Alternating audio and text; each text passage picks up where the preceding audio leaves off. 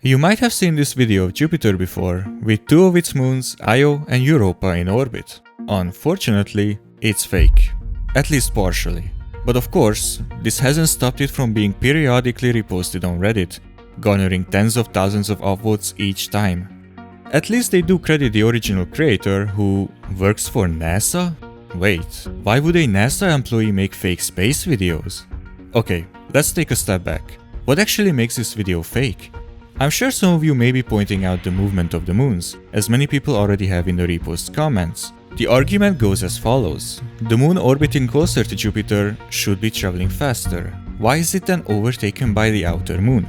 A valid question, but the movement seen in the video is actually plausible thanks to perspective. It's not the moon's moving, rather the Cassini spacecraft itself, which supposedly took the video. To figure out what's really wrong with the clip, let's recreate the flyby. NASA has a handy tool that lets you query a lot of detailed information about the probe, including its speed relative to Jupiter. Relative speed here is not as intuitive as it sounds. It is not the speed at which Cassini gets closer to or further from Jupiter. Instead, it refers to Cassini's velocity as measured from Jupiter's frame of reference, which is itself moving. For example, if Jupiter were traveling in some direction at a speed of 10 and Cassini were moving in the same direction at 15, then from Jupiter's perspective, Cassini would appear to move at a speed of 5. Side note, speed is always relative, which is why different observers can often have a hard time agreeing. Looking at the data, we can see that the probe was within 30 million kilometers of Jupiter for 60 days. And during that time, relative to Jupiter, it was traveling at an average of 11.2 kilometers per second. Yes, per second. That's over 33 times the speed of sound. After plotting the data in 3D, we can see the path Cassini took during those 2 months. Riding along at 100,000 times the speed, we can see that, wait, we are going in the wrong direction.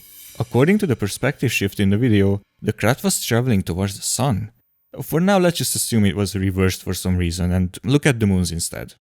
This is a real composite image of Io in front of Jupiter taken by Cassini using the narrow-angle camera of its imaging science subsystem. I can tell it's real because I was able to recreate it with the data using a virtual camera with the same settings as Cassini's.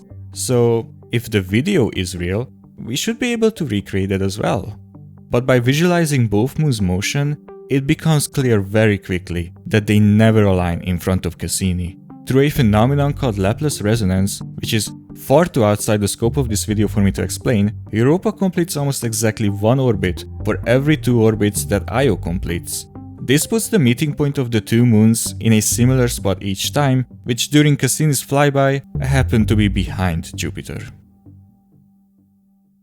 I think it's quite clear now that this footage was never actually captured and had to be fabricated. Kevin Gill, the original poster and NASA employee, wrote in his description that he used still images captured by Cassini. Technically speaking, aren't all forms of video a collection of still images? Yes, and that's exactly what I hate so much about Kevin's wording here. It's ambiguous. What he actually means is that he grabbed 2 images captured by Cassini, one from the 1st of January and from the 2nd of January 2001, and created a composite. You can see how Jupiter on the latter is identical to Jupiter in the video. But before making the composite, he uploaded both images by themselves with some post-processing. Hold on, the second one isn't even the same picture. He moved Europa closer to the Great Red Spot. I decided to cross-check with the data, and the moons on those days line up perfectly with the official images. Kevin's Io image also lines up, but the same cannot be said for the other one.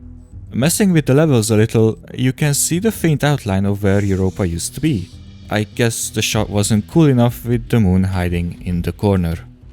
To make the video, he most likely went ahead and cut Io from its picture as well, and brought both moons into a video editing software of his choice and pasted them over Jupiter. Now, it's just a case of simply animating each element in a manner that feels about right. Although, he did go one step further and added a swirl animation to the Great Red Spot, as well as some stretching to the top and bottom of the image to emulate winds. And of course, it wouldn't be complete without some post-processing to really bring out the colors. And there you have it, your fancy space video that's sure to wow the internet. out of curiosity, let's take a look at what Cassini would have seen had the two moons actually appeared in frame at the same time. For this purpose, I decided to offset Io's orbit by just under a day and played the simulation at 100 times speed. The result is quite interesting, but demands a few explanations. For one, the moons still appear to be moving from left to right, and seemingly, the outer moon is moving faster again. But make no mistake, the bigger moon, Io, is the inner moon. It looks bigger than Europa simply because it is, and not because it's closer. Kevin scaled Io down in his video to make the perspective feel more intuitive. Also, take into account that all these shots we have been looking at are extremely zoomed in. Cassini's closest approach is not as close as the images make it feel like. Because of this, over a relatively short amount of time, Cassini's movement doesn't affect the time-lapse all that much. On top of this, both moons move faster than Cassini and in the same direction. So, funnily enough, the people who doubted the video based on the movement of the moons were kind of right. Finally, we can see that neither Io nor Europa are close to the Great Red Spot, which makes sense since that storm is in the southern hemisphere, not on the equator where the moons orbit.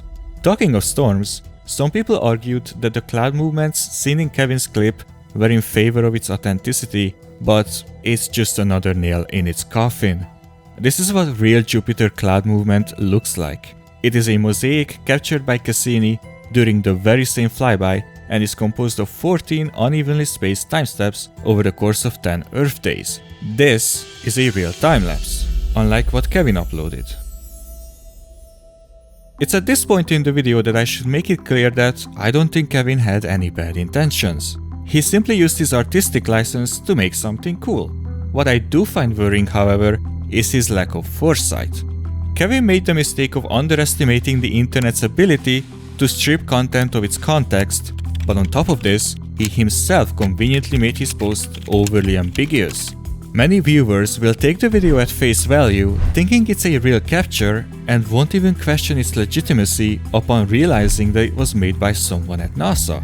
Even if you are one of the few skeptics who do question it or are simply curious about the circumstances of the clip like I was, you won't find answers at the source, like you should. Around the time of this Reddit post, the video did receive a lot of scrutiny. Even a reporter from Snopes, the fact-checking website, asked Kevin about the video.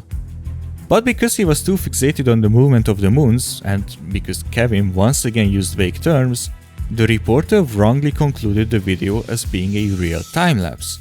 He somehow even missed the fact that 4 years prior, Kevin made it pretty clear that the video was made by putting two shots together from 2 separate days. I was able to find this tweet despite the fact that Kevin's Twitter account has since been nuked. Like, come on, what kind of fact-checking is this? Although, some people will argue that the video is real anyway since it's made using real images. And while I agree that it cannot be called 100% fake, it's not exactly real either, is it? If I take a picture of my friend Bob in front of a green screen and Photoshop him on top of Mount Everest, then you can't say that Bob climbed Everest. It's an event that simply never happened. It's just a stupid video. Why bother so much? You see, a clip like this is only the tip of the iceberg of a much larger problem on the internet called misinformation. Such content blurs the line between authentic, factual content and science fiction, which is further exacerbated by everything on the internet slowly becoming monetized. Companies want people to stay engaged on their platform for as long as possible, so they encourage content creators to farm disingenuous, slop, and rage-bait content. Now, don't get me wrong, I am not a cynic and you shouldn't be either. I am a skeptic, the difference being that critical thinking is involved. Blindly distrusting everything leads to nothing but misery. A healthier approach is reaching conclusions through research and evidence. This is of course easier said than done. Over the last decade, it has become more popular to debunk everything, which leads to users educating each other on various topics when they have no idea what they are talking about. And recently, this has only worsened with AI. Real art is getting called out for being generated without proof. Ironically, this hurts exactly the kinds of talented artists people claim to value protecting. But I digress. Kevin's video is a very unique case of misinformation, with its high level of credibility and ambiguity. But it bothers me that had a bit more transparency been involved, I wouldn't have to be making this video right now. The internet is more starved for trustworthiness and sincerity than ever. There really has never been a better time to support honest, well-researched content, which can be as simple as choosing what to click on.